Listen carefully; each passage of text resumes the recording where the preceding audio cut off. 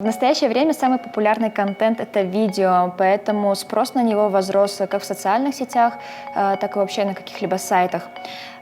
Чем и пользуются журналисты, в принципе. Журналист должен быть мобильным, очень быстрым и своевременным, а информация должна быть четкой и ясной. Видео, которое можно смотреть в транспорте, на работе, во время учебы, должно быть беззвучным. То есть это логично. Если ты хочешь посмотреть какую-то информацию, получить ее, но ты не можешь воспроизводить ее со звуком, она должна быть оттитрована. То есть у него должны быть титры.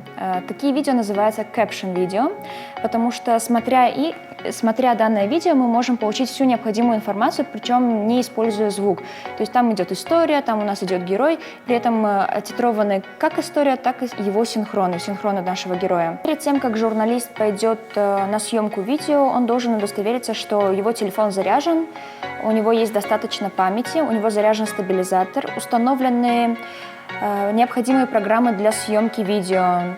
Например, можно использовать такую программу, как Open Camera. В ней можно фиксировать определенные параметры камеры самой. Также перед тем, как пойти на съемку, нужно подготовить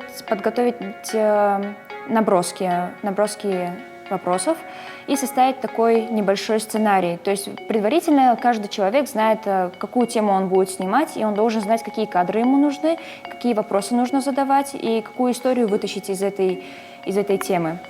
Чтобы снять такое видео, для журналиста, в принципе, не составит труда. Ему понадобится мобильный телефон, стабилизатор и петличка. Нам нужно найти героя сперва для нашего видео.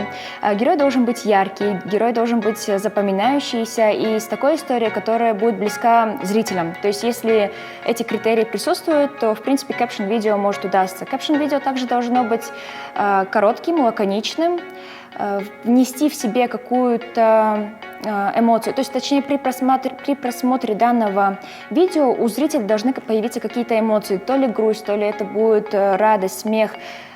Если у зрителя появилась данная эмоция, то ваше видео удалось.